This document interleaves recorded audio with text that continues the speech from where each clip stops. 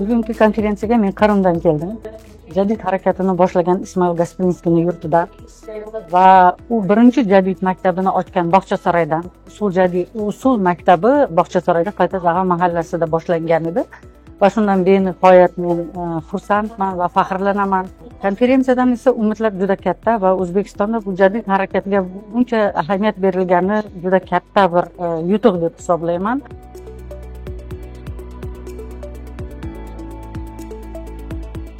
Benim konum İsmail Gaspirali'nin Kadınlar başlıklı yazısı olmuştu. O yazıda İsmail Gaspirali sadece Doğu değil, aynı zamanda Batı'daki fikirleri de birleştirerek kadın konumunu, yani toplumdaki konumunu üzerine ilerici bir fikirleri ortaya koymuş. O yüzden sanırım İsmail Gaspirali'nin kadın konusundaki görüşleri sadece o döneme ait değil, aynı zamanda günümüze de etkisini kaybetmemiştir.